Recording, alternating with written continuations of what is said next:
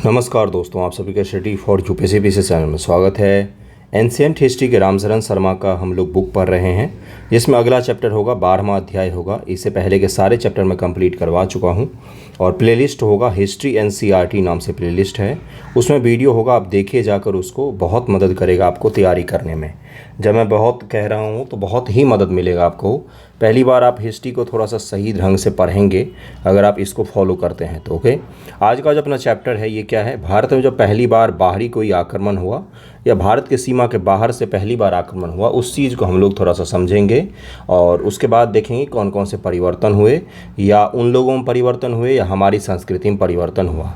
सवाल कैसे पूछे जाते हैं, तो सवाल पूछ लिया जाता है कि ईरानी आक्रमण का भारत पर क्या प्रभाव पड़ा था, इस तरीके के सवाल पूछ लिया जाता है। या डेरियस प्रथम या दारा प्रथम के बारे में भी सवाल पूछा जाता है, क्योंकि उसने वैष्णव धर्म को अपना लिया था। वैष्णव धर्म को विदिशा जो मध्य प्रदेश में है वहाँ पर आपको उसका स्तंभ भी दिख जाएगा डेरियस प्रथम का। चलिए देखते हैं क्या है। पूर्वोत्तर भारत के छोटे छोटे रजवाड़ों और गणराज्यों का विलय मगध साम्राज्य में हो गया, परंतु पश्चिमोत्तर भारत की स्थिति ईसा पूर्व 6वीं सदी के पूर्वार्ध के दौरान भिन्न थी। कंबोज आपको दिखाया था मैंने पिछले लेक्चर में, कहाँ पर था, अफगानिस्तान में। गंधार व मद्र आदि के राजा आपस में ही लड़ते रहते थे। इस क्षेत्र में मगध जैसा कोई शक्तिशाली साम्राज्य नहीं था। ये भारत है अगर, तो भारत के इस क्षेत्र में तो मगध ने सबको जोड़कर एक कर दिया था, लेकिन इस क्षेत्र में छोटे छोटे राज्य हैं और यह क्या करते हैं, आपस में लड़ते हैं और यहीं से सारे बाहर से आक्रमण होते हैं, यहीं से सारे आक्रमण हो गए, जो इन्हें आपस में लड़ने वाले समुदाय को संगठित साम्राज्य के रूप में परिणत कर सकता था। यह क्षेत्र समृद्ध भी था। इतना ही नहीं, हिंदू कुश के दर्रों से इस क्षेत्र में बाहर से आसानी से घुसा जा सकता था। आपने कभी सोचा है कि सारे के सारे जो आक्रमण हुए हैं भारत पर उत्तर पश्चिम इलाकों से ही क्यों हुआ? क्योंकि भारत अभी वाला भारत मत सोचिएगा, ये अफगानिस्तान तक वाला भारत था और उसमें क्या था कि उत्तर पश्चिम का जो हिंदू कुश की पहाड़ी है वहाँ के दर्रों से आसानी से ईरान और बाहर के देशों से लोग आ सकते थे। कहाँ पर? तो भारत में आने के लिए उनको दर्रों को पार करना पड़ता, तो वो दर्रे को आसानी से पार कर सकते थे। ओके, जिस समय मगध के राजा ने, देखिए यहाँ पर क्या लिखा हुआ है, अपना साम्राज्य बढ़ा रहे थे, उस समय ईरान के हखमनी शासक, अब ये ध्यान में रखिएगा, ये बहुत दिनों तक रहेंगे। कौन? तो हखमनी शासक ने अपना राज्य विस्तार कर रहे थे। ईरान के शासकों ने भारत के पश्चिमोत्तर सीमा पर व्याप्त राजनीतिक फूट से फायदा उठाया। देखिए मगध तो एक था, लेकिन वहाँ पर छोटे छोटे राज्य थे, तो जब आपस से फूट है तो क्या होगा, कोई बाहरी फायदा उठा ले जाएगा। ईरानी शासक दाराबहू या डेरियस प्रथम ने 516 ईसा पूर्व में पश्चिमोत्तर भारत से घुस गया। उसने पंजाब, सिंधु नदी, पश्चिम के इलाकों और सिंध को जीतकर अपने साम्राज्य में ला लिया। किसको? तो पंजाब वर्तमान का अपने भारत वाला भी और पाकिस्तान का भी, और सिंधु नदी के पश्चिम के इलाके को क्या किया, जीत लिया और अपने साम्राज्य में भी मिला लिया। यह क्षेत्र फारस ईरान के 20वीं प्रांत का छत्रप बन गया, यानी कि उन्होंने क्या किया, इसको अपना राज्य एक घोषित कर दिया, इसको अपने राज्य में ला लिया और अपना राज्य घोषित कर दिया। किसने? तो डेरियस प्रथम ने। साम्राज्य में कुल मिलाकर 28 छत्रपियाँ थी। किनके साम्राज्य में? तो हखमनी के साम्राज्य में 28 राज्य थे। भारतीय छत्रप में सिंधु पश्चिमोत्तर सीमा प्रांत तथा पंजाब का सिंधु नदी के पश्चिम वाला प्रांत था। यह साम्राज्य का सबसे अधिक आबाद व उपजाऊ हिस्सा था। अब ये ईरानियों के साम्राज्य का सबसे उपजाऊ हिस्सा कौन सा हो जाएगा? तो सिंधु नदी के अगल बगल का इलाका सबसे उपजाऊ हो जाएगा। इस क्षेत्र से 360 टैलेंट मुद्रा या भार का प्राचीन माप सोना राजस्व के रूप में आता था, जो फारस के सभी एशियाई प्रांतों से मिलने वाले कुल राजस्व का 1/3 था। भारतीय प्रजा को ईरानी फौज में भी भर्ती किया जाने लगा। भारतीय लोगों को कहाँ पर भर्ती किया जाने लगा? तो ईरान की फौज में उनको जगह दिया गया, ईरान की फौज में। दारावहू, इसका नाम जरूर ध्यान रखिएगा, इसको डेरियस भी कहा जाता है। क्या कहा जाता है? डेरियस प्रथम भी कहा जाता है। के उत्तराधिकारी क्षयार्स जरासिस जिसको कहा जाता है ने यूनानियों के खिलाफ लंबी लड़ाई में भारतीयों को अपनी फौज में शामिल किया। ऐसा लगता है भारत पर सिकंदर के हमले तक पश्चिमोत्तर भारत के हिस्से ईरानी साम्राज्य का अंग बने रहे। जब तक भारत पर सिकंदर ने आक्रमण नहीं किया था, भारत का जो पश्चिमोत्तर सीमा प्रांत था वो किसका अंग था? तो ईरानी साम्राज्य का अंग बना हुआ था। ये चीज़ क्लियर हो रहा है आपको? अब अगला जो चैप्टर है, अगला जो टॉपिक है आपका, वही सबसे ज़्यादा इंपॉर्टेंट, क्योंकि पीटी और मेंस में यहीं से सवाल पूछे जाते हैं कि ईरानी संपर्क से भारत पर क्या प्रभाव पड़ा था। ओके, इसलिए इसको ध्यान से देखिएगा। भारत और ईरान का यह संपर्क करीब 200 सालों तक रहा। कब तक? तो 200 वर्षों तक रहा। इससे भारत और ईरान के बीच व्यापार को बढ़ावा मिला। इस संपर्क के सांस्कृतिक परिणाम और भी महत्वपूर्ण हुए। कल्चरल इसका एस्पेक्ट जो था और भी ज़्यादा क्या था, तो डायनेमिक था। ईरानी लिपिकार कातिब भारत में लेखन का एक खास रूप लेकर आए जो आगे चलकर खरोष्ठी नाम से, अब यही चीज़ आपसे पूछ लिया जाएगा, खरोष्ठी लिपि कहाँ से आया है भारत में? तो ईरान से आया है। Very very very important. पता नहीं क्यों नहीं देखते हैं बच्चे एनसीईआरटी हिस्ट्री की वीडियो, जबकि उनको तो गाइडेंस और बाकी चीज़ों से ज़्यादा इस चीज़ों को देखना चाहिए। पता नहीं क्यों नहीं पढ़ते हैं, आई डोंट नो, लेकिन पछताएंगे बाद में। इसी तरह की हरकतें रहती हैं, फिर बोलते हैं कहाँ से सवाल आ गया। यही सबसे सवाल पूछता है। अब यही सवाल है, पूछ लो, यकीन मानिए बहुत सारे बच्चों को नहीं पता होगा। एनसीईआरटी में लिखा हुआ है 12वें चैप्टर में, यह लिपि अरबी की तरह दाईं से बाईं ओर लिखी जाती है। 65वीं बीपीएससी पीटी का सवाल है आपका, अगर खोलेंगे तो आपको दिख जाएगा। यूपीएससी वालों ने भी ईरानी प्रभाव कितनी बार मेंस में, पीटी में, सब जगह पूछा है। ईसा पूर्व 3री सदी में पश्चिमोत्तर भारत में अशोक के कुछ अभिलेख इसी लिपि में लिखे गए। किसमें? तो यही खरोष्ठी लिपि में अशोक के कुछ अभिलेख लिखे गए हैं। इसीलिए से यह लिपि ईसा की 3री सदी तक इस देश में चलती रही। पश्चिमोत्तर सीमा प्रांत में ईरानी सिक्के भी मिलते हैं जिनसे ईरान के साथ व्यापार होने का संकेत मिलता है, किंतु यह सोचना गलत है कि ईरान के साथ संपर्क के परिणाम स्वरूप ही आहत मुद्राएं भारत में प्रचलित हुईं।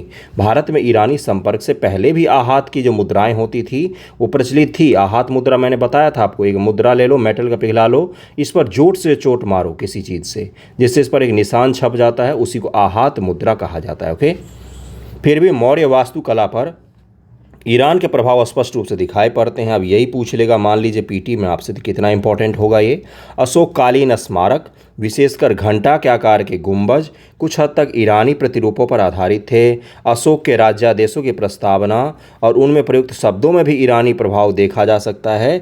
अशोक के जो राज्यादेश हैं, राजा का आदेश है, उसमें भी ईरानी प्रभाव है। उसके स्तंभों पर भी, उसका जो घंटा बनाया हुआ है उसने, उस पर भी है, गुंबज पर भी ईरानी प्रभाव हमें देखने को मिलते हैं। उदाहरण के लिए ईरानी शब्द लिपि शब्द का प्रयोग किया गया है। इसके अतिरिक्त यूनानियों को भारत की अपार संपत्ति की जो जानकारी मिली वह इन ईरानियों के जरिए ही थी। जो यूनान के, जहाँ से सिकंदर आएगा, ये यूनान वर्तमान में ग्रीस हो गया, यूरोप हो गया, उनको जो ये जानकारी मिली ना कि भारत एक देश है पूर्व में जहाँ पर अपार संपत्ति है, इतनी संपत्ति है कि दुनिया के सबसे अमीर जगह है वो, ये जानकारी उनको कहाँ से मिला? तो वो उनको ईरानियों से ही मिला था।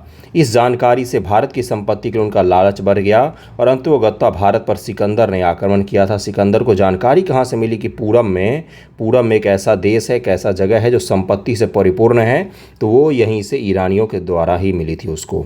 सिकंदर का आक्रमण अब हम लोग पढ़ रहे हैं।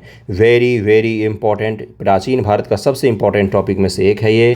कहानी तो आपको पता ही होगा कि ईसा पूर्व 4वीं सदी में विश्व पर अपना आधिपत्य चलाने के लिए मकदूनिया से निकला था ये, और बहुत सारे जगहों को नष्ट करता हुआ भारत आया। भारत पोरस से लड़ा था। सिकंदर ने सिर्फ एशिया माइनर, तुर्की और इराक को, बल्कि ईरान को भी जीत लिया। ईरान से वह भारत की ओर बढ़ा। स्पष्टतया वह भारत की कहाँ पर आया? अपार संपत्ति पर ललचाया था। इतिहास के पिता कहे जाने वाले हेरोडोटस, जिसको हीरोदोतस या अन्य यूनानी लेखकों ने भारत का वर्णन अपार संपत्ति वाले देश के रूप में किया है। हेरोडोटस को हिस्ट्री का फादर कहा जाता है। फादर ऑफ हिस्ट्री कौन है? तो हेरोडोटस। उसने, और यूनानी बहुत सारे लेखक, प्लिनी से लेकर बहुत सारे, अरस्तु से लेकर हर ने, सभी ने एक शब्द में क्या बोला कि भारत दुनिया का सबसे अमीर देशों में से एक है, उसकी संपत्ति चकाचौंध करने वाली है, और इसके बारे में वर्णन किया था। तो सिकंदर ने कान से सुना था और ये भी सुना था कि पृथ्वी जो है हम भारत तक जीते जाएंगे, वहाँ से नौका पकड़कर हम कहाँ आ जाएंगे? तो फिर से वापस हम आ जाएंगे यूनान, क्योंकि उसको उस समय बताया गया था कि पृथ्वी पर आप सारे रास्ते जुड़े हुए होते हैं, आप जाइए। ओके। इस वर्णन को पढ़कर सिकंदर भारत पर हमला करने के लिए प्रेरित था। सिकंदर में भौगोलिक अन्वेषण और प्राकृतिक इतिहास के प्रति तीव्र ललक थी। उसने सुन रखा था कि भारत के पूर्वी सीमा पर कैस्पियन सागर ही फैला है। उसने सुना था कि भारत के पूर्वी सीमा पर भी कैस्पियन सागर ही फैला हुआ है। यह विगत विजेताओं के शानदार उपलब्धियों को भी प्रभावित था। वह उनका अनुकरण कर उनमें भी आगे निकल जाना पड़ता था। आपने पढ़ा होगा, 1-2 मूवियाँ देखी होगी हरकुलस वगैरह की, तो वो सब इसी वंश से संबंधित थे।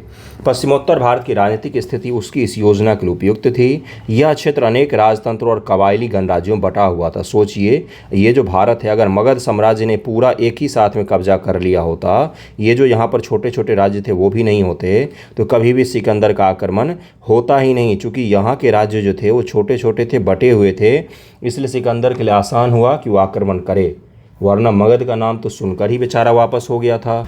अगला देखिए क्या लिखा है कि इन कबाइलों को अपने अपने क्षेत्र से लगाव था और जिन राज्यों पर उसका शासन था उनसे उन्हें बड़ा ही गहरा प्रेम था। सिकंदर ने पाया कि इन रजवाड़ों को एक एक कर जीत लेना आसान है। इन इलाकों के शासन में दो सुविख्यात थे। पहला कौन था? पहला तक्षशिला का राजा आम्भी, जिसकी चर्चा चाणक्य करता है कि आम्भी भाग गया था। दूसरा पोरस, जिसका राज्य झेलम और चिनाब के बीच पड़ता था। दोनों एक साथ मिलकर सिकंदर को आगे बढ़ने से रोक सकते थे, मगर वे दोनों संयुक्त मोर्चा नहीं बना सके, न ही खैबर दर्रे पर कोई निगरानी रख सके। खैबर पख्तूनख्वा पाकिस्तान का भी प्रांत है, पाकिस्तान का, जिसका राजधानी है पेशावर। पाकिस्तान का एक राज्य है वर्तमान में खैबर पख्तूनख्वा, KPK कहा जाता है उसको, खैबर पख्तूनख्वा। ये अफ़गानिस्तान से लगता हुआ पाकिस्तान का एक राज्य है जिसकी राजधानी है पेशावर। तो वहीं पर इन लोगों का राज्य था। ये चाहते तो दोनों मिलकर रोक सकते थे। और उसी पेशावर में एक यूनिवर्सिटी थी तक्षशिला, जिसके प्रोफेसर कौन थे? तो चाणक्य थे। तो जब उनको पता चला कि आम्भी और पोरस साथ मिलकर नहीं लड़ रहे हैं तो कहाँ पर आ गए हुए? तो वो आ गए मगध, भारत के सबसे बड़े साम्राज्य के पास आए और उन्होंने बोला कि आपका ये कर्तव्य बनता है कि भारत देश पर आक्रमण हुआ है, आपस में हम कोई नहीं लड़ रहे हैं, बाहरी कोई आ रहे आक्रमण करने, आपका ये कर्तव्य बनता है कि आप इस देश की रक्षा करें। लेकिन उस समय धनानंद था शासक, उसने मना कर दिया। फिर आगे की कहानी आपको पता ही है। ईरान पर विजय पा लेने के बाद सिकंदर काबुल की ओर बढ़ा, जहां से खैबर दर्रा पार करते हुए 326 ईसा पूर्व में भारत आया। 326 BC before Christ. Okay, Sindhu नदी तक पहुंचने में उसे 5 महीने लगा। तक्षशिला के शासक आम्भी ने आक्रमणकारी के सामने तुरंत घुटने टेक दिए। उसने सिकंदर का देखा और डर गया और उसने घुटने टेक दिए। सिकंदर ने अपनी फौजी ताकत बढ़ाई और खजाने में हुई कमी को पूरा किया। किससे? तो आम्भी को झुकाकर आम्भी के राज्य से सब कुछ पूरा किया। झेलम नदी के किनारे पहुंचने पर सिकंदर का पहला सबसे शक्तिशाली प्रतिरोध किसने किया? पोरस ने किया। और पोरस के बारे में कहा जाता है कि बहुत बहादुर था ये, मतलब 6.5 फीट लंबा चौड़ा इंसान और शारीरिक और सामरिक रूप से दोनों से ही बहुत मजबूत था ये। सिकंदर ने पोरस को हरा दिया, मगर वह उस भारतीय राजा की बहादुरी और साहस से बड़ा ही प्रभावित हुआ, इसलिए उसने उसका राज्य वापस कर दिया तथा पोरस को अपना सहयोगी बना लिया। ये भारतीय इतिहासकार मानते हैं। पश्चिमी इतिहासकार इस चीज़ को झूठ मानते हैं। वो मानते हैं कि सिकंदर की यहाँ पर पहली हार हुई थी, जिसके बाद उसकी सेना में भी विद्रोह हो गया था और वापस हो गया था। वह पूरब की तरफ बढ़ना चाहता था, मगर उसकी फौज ने उसका साथ देने से इनकार कर दिया। यूनानी सैनिक लड़ते लड़ते थक गए थे और बीमारियों ने उन्हें धर दबाया। भारत की गर्म आबो हवा, 10 सालों से लगातार विजय अभियान में लगे रहने के कारण वे घर लौटने के लिए अत्यंत आतुर हो गए थे। ये सब इतिहासकार ने हमारे बताए हैं कि नहीं, हमारी कोई गलती नहीं, ये तो उनके ही सैनिकों ने फूट डाल दी थी। थक गए थे बेचारे 10 साल से लड़ते लड़ते, इसलिए उन्होंने बोला कि अब हम वापस जाना चाहते हैं, तो वापस चले गए। ठीक है, और अगला लाइन पढ़िए क्या लिखा हुआ है। उन्हें सिंधु नदी के किनारे भारतीय शौर्य का भी आभास मिल चुका था, इससे उनमें आगे बढ़ने की कोई इच्छा नहीं रह गई थी। यूनानी इतिहासकार एरियन ने लिखा कि युद्ध कला में भारतवासी अन्य तात्कालिक जनों से अत्यंत श्रेष्ठ थे। उस समय की बात किसने लिखी है? अभी मैंने बताया ना कि यूनानी इतिहासकार कुछ और लिखते हैं, भारतीय इतिहासकार तो अद्भुत हैं, दुनिया में सर्वश्रेष्ठ हैं, वो कुछ और ही लिखते हैं। यूनानी सैनिकों को विशेष रूप से खबर थी कि गंगा किनारे एक भारी शक्ति है, जिसकी चर्चा क्या थी? मगध। ओके, साफ तौर से मगध राज्य के बारे में बतलाया गया था। मगध पर नंद वंश का शासन था और उसकी सेना सिकंदर की सेना से कहीं बड़ी थी। किसकी सेना? तो नंदों की सेना। इसलिए सिकंदर ने आगे बढ़ने से क्या किया? बोला कि बार बार अपील करता रह गया, पर यूनानी सैनिक टस से मस नहीं हुआ। सिकंदर ने दुख भरे स्वर में कहा कि मैं उन दिलों में उत्साह भरना चाहता हूँ जो निष्ठाहीन व कायरतापूर्ण डर से दबे हुए हैं। इस प्रकार वो राजा जो अपने शत्रुओं से कभी नहीं हारा, अपने ही लोगों से हार मानने को मजबूर हो गया और मजबूरी में उसको वापस जाना पड़ गया। ठीक है, तो इसको ध्यान में रखिएगा। वापस लौटने को बाध्य हो गया। पूर्वी साम्राज्य का उसका सपना अधूरा रह गया। वापस लौटते हुए सिकंदर ने क्या किया? देखिए यहाँ पर क्या लिखा हुआ है। भारतीय सीमा के अंत तक पहुँचते पहुँचते अनेक छोटे छोटे गणराज्यों को पराजित कर दिया। वो भारत में लगभग 19 महीने रहा, जिसके दौरान वो हमेशा लड़ाई में ही लगा रहा। उसे अपने जीते हुए भूभाग को सुव्यवस्थित करने का शायद ही कोई मौका मिला। उसने ज़मीन तो बहुत सारे जीते, लेकिन उनको व्यवस्थित नहीं कर पाया, अर्थात उनको एक समुचित ढंग से प्रशासन नहीं कायम कर सका। ओके, फिर भी उसने कुछ प्रबंध किया। अधिकांश विजित राज्य उसके शासकों को लौटा दिए गए, जिन्होंने उसकी अधीनता स्वीकार कर ली थी, परंतु उसने अपने अपने भूभाग को 3 हिस्सों में बांट दिया। 3 यूनानी गवर्नर को हाथ सौंप दिया। इस क्षेत्र पर अपनी सत्ता कायम कर रखने के उद्देश्य से उसने यहाँ कई नगर भी बसाए और अंत में इस नगरों को कौन जीतेगा, तो चंद्रगुप्त मौर्य जीतता है, जिसलिए उसको क्या कहा जाता है, भारत का मुक्तिदाता होने की संज्ञा किसको मिलती है, तो चंद्रगुप्त मौर्य को। ओके, सिकंदर के आक्रमण के परिणाम क्या हुए, अब यहाँ से सवाल पूछा जाता है आप लोगों से। देखिए क्या लिखा हुआ है कि सिकंदर के आक्रमण ने प्राचीन यूरोप को प्राचीन भारतीयों के निकट संपर्क में आने का अवसर दिया। इसके कई महत्वपूर्ण परिणाम निकले। सिकंदर का भारतीय अभियान खूब सफल रहा। उसने अपने साम्राज्य में एक नया भारतीय प्रांत जोड़ा जो ईरान द्वारा जीते गए भूभाग से काफ़ी बड़ा था। यह अलग बात है कि यूनानी कब्जे का भारतीय भूभाग जल्द ही तात्कालिक मौर्य सम्राट शासकों द्वारा कब्जे में चला गया, लेकिन उसने कुछ दिन के लिए तो अपने साम्राज्य में इस जगह को जरूर जोड़ा था। इस आक्रमण का सबसे महत्वपूर्ण परिणाम था भारत और यूनान के बीच विभिन्न क्षेत्रों में प्रत्यक्ष संपर्क की स्थापना। सिकंदर के अभियान से 4 भिन्न भिन्न स्थल मार्ग और जल मार्ग के द्वारा खुल गए। जलमार्ग के द्वार खुल गया, पता चल गया कि भाई स्थल मार्ग कौन कौन से हैं जो भारत तक आते हैं, जलमार्ग कौन कौन से हैं जो भारत तक आते हैं। इससे यूनानी व्यापारी और शिल्पियों के लिए मार्ग प्रशस्त हुआ। व्यापार की तात्कालिक सुविधाएं जो हैं वो अपने आप बढ़ने लग गई। यद्यपि कहा जाता है कि कुछ यूनानी सिकंदर के आक्रमण से पहले भी पश्चिमोत्तर भारत में रहते थे, ऐसा कहा जाता है, तथापि आक्रमण के फलस्वरूप इस इलाके की ओर यूनानी उपनिवेश स्थापित हुए। उनमें अधिक महत्व के थे काबुल क्षेत्र में सिकंदरिया स्थापित हुआ था शहर, झेलम के तट पर बुके फाल व सिंध में सिकंदरिया। अब यही भी पूछ सकता है आपसे कि कहाँ पर ये नगर स्थापित हुए थे, कब स्थापित हुए थे, किस शासक के कार्यकाल में स्थापित हुए थे। इन क्षेत्रों को तो मौर्य शासकों ने जीत लिया, पर इन उपनिवेशों का सफाया नहीं किया गया।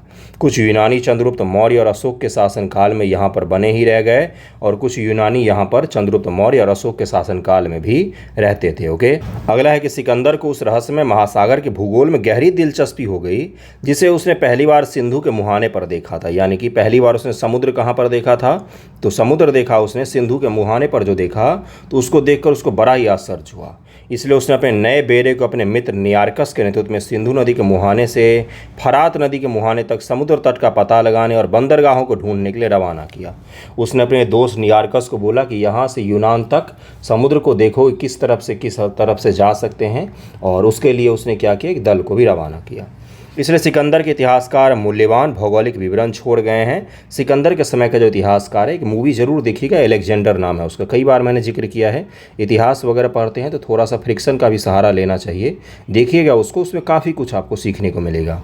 उन्होंने सिकंदर के अभियान का तिथि सहित इतिहास भी लिख छोड़ा है, जिससे हमें भारत में उस समय क्या हो रहा था इसके बारे में भी जानकारी मिलती है। सिकंदर के इतिहासकार हमें सामाजिक व आर्थिक हालात के बारे में महत्वपूर्ण जानकारी देते हैं। वे हमें सती प्रथा, गरीब माँ बाप द्वारा अपनी लड़कियों को बेचने, पश्चिमोत्तर भारत के उत्तम नस्ल के गाय बैल के बारे में बतलाते हैं। सिकंदर ने वहाँ से 2 लाख गाय बैल यूनान में इस्तेमाल के लिए मकदूनिया भेजे। बढ़ईगिरी भारत की सबसे उन्नत दस्तकारी थी। बढ़ई रथ, नाव व जहाज़ वगैरह बनाते थे, ये सब भी उसको खूब पसंद आया और इन सब को भी जहाज़ में भरकर कहाँ पर ले गया, तो अपने देश ले गया। पश्चिमोत्तर भारत के छोटे छोटे राज्यों की सत्ता को नष्ट कर सिकंदर के आक्रमण ने इन क्षेत्र में मौर्य साम्राज्य के विस्तार का भी मार्ग प्रशस्त कर दिया। यहाँ पर छोटे छोटे कबायली इलाके तो उन सभी को क्या किया, उसने ख़त्म कर दिया। और बाद में इन सभी जगहों को कौन जीत लेगा, तो उन सबको एक किया सिकंदर ने। अब उन एक को कौन हरा देगा, तो चंद्रगुप्त मौर्य आएगा, हरा देगा। सुना है कि मौर्य साम्राज्य के संस्थापक चंद्रगुप्त ने सिकंदर के सैन्य तंत्र की कार्यप्रणाली को थोड़ा बहुत देखा था और उसने उसका कुछ ज्ञान प्राप्त किया, जिसने उसे नंद वंश की सत्ता को उखाड़ने में सहायता मिली थी। किसको, तो चंद्रगुप्त मौर्य को। तो ये था बाहरी आक्रमण प्राचीन भारत में, जिसके कुछ सवाल है। अब यहाँ पर देखिए उन सवालों को, अब इन सवालों को जरा ध्यानपूर्वक देखिए। देखिए कल्चर जो आपका एस्पेक्ट है ना, कल्चर जो अगर यूपीएससी में भी लिखा हुआ है, यूपीएससी मेंस में भी कल्चर से सवाल पूछे जाते हैं भारतीय संस्कृति से, और काफ़ी कठिन स्तर के सवाल पूछे जाते हैं।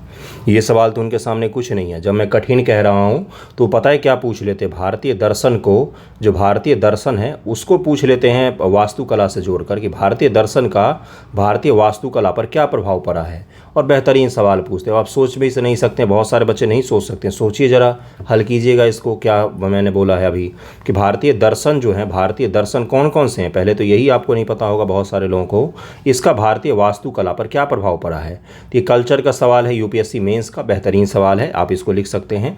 बाकी कल्चर के एस्पेक्ट में ये भी आता है कि भारत पे ईरानी आक्रमण का क्या प्रभाव पड़ा, भारत पे सिकंदर के आक्रमण का कौन कौन सा प्रभाव पड़ा, हमारे कल्चर में कौन कौन सी चीज़ों में परिवर्तन आया। तो इन चीज़ों के बारे में ज़रूर ध्यान में रखिएगा। अब सवाल देखिए ज़रा क्या पूछा गया, क्षत्रपी क्या होता है? तो यही क्षत्रपी व्यवस्था बाद में मौर्य सम्राट भी अपनाएंगे। क्या है वो? तो वो है कि एक राज्य होगा, एक देश होगा, एक केंद्र सरकार होगी और अलग अलग राज्य सरकार होंगे, अलग अलग राज्य होगा। इसी को क्षत्रप बनाकर राज्य करना कहते हैं। ये मौर्यों के शासन प्रणाली की सबसे बड़ी खासियत थी। ये ईरान से कहीं न कहीं हमने सीखा हुआ है, कुछ एस्पेक्ट हमने सीखे हुए। जैसे आप पढ़ते हैं कि चंद्रगुप्त मौर्य ने इसको शुरू किया था शासन प्रणाली को, और चाणक्य ने इसका निर्माण किया, इस पूरे क्षत्रप प्रणाली को समुचित ढंग से भारत के अनुरूप। और फिर बाद में आप देखते हैं कि अशोक जो है, सम्राट अशोक उज्जैन के गवर्नर रहते हैं, तक्षशिला के गवर्नर रहते हैं। तो गवर्नर कौन होते थे सामान्य तौर पर? तो जो राज्य परिवार होता था उन्हीं का पुत्र होता था, या राज्य परिवार का कोई सदस्य सामान्य तौर पर गवर्नर बनता था। तो इसी को क्षत्रप प्रणाली कहा जाता है, केंद्र और राज्य में बांटकर शासन कर रहा। डीपी, लिपि, टैलेंट पूछा गया है, इनको जरा पढ़िए इसमें एनसीईआरटी में और इनको लिखने की कोशिश कीजिए। जिनको आंसर राइटिंग करना है कृपया इस आंसर को लिखें। बताएं कि भारत पर ईरानी आक्रमण का क्या क्या प्रभाव पड़ा। अगर आप टेस्ट सीरीज़ देने जा रहे होंगे बीपीएससी का, यूपीएससी का, उसमें इस तरह के सवाल खूब सारे पूछे जाते हैं, क्योंकि बेसिक है ये सवाल तो आपने यूपीएससी पीटी में भी पूछा गया है, यूपीएससी पीटी में भी पूछा गया है, और कभी काफ़ी सारे जगहों पर पूछा जाता है। ये भारत पे सिकंदर के आक्रमण का विवरण दीजिए, इसके क्या परिणाम हुए। सब जगह आपको यही दिखेगा कि क्या परिणाम हुआ, क्या उससे बदला भारत में, कौन कौन सी चीज़ें हमने सीखी, कौन कौन सी चीज़ें हमने सिखाई, हमने केवल ली नहीं, हमने दिया भी उन्हें। तो ये भी आपको ध्यान में रखना होगा। अगला कौन सा है? यूरेशिया के बहुरेखीय मानचित्र पर मकदूनिया साम्राज्य को उसके विस्तार के चरम अवस्था में दिखाएं। ये आप छोड़ दीजिएगा, ये बच्चों के लिए है। बाकी 1, 2, 3 नंबर सवाल को देखिए, उसको लिखिए। अगला जो चैप्टर है काफ़ी बड़ा है, बुद्ध काल में राज्य और वर्ण समाज। वेरी वेरी वेरी इंपॉर्टेंट, क्योंकि यहाँ से सवाल पीटी में भर भर के पूछे जाते हैं। समझ बनाने के लिए सब चीज़ें काफ़ी ज़रूरी होती है, और इसी प्रकार से सीक्वेंस हमें आपको पढ़ना भी है। ओके, ये काफ़ी बड़ा चैप्टर है, तो इसको एक बार में कंप्लीट करेंगे हम लोग। कैसा लगा आज का वीडियो ज़रूर बताइएगा। थैंक यू सो मच आप सभी का।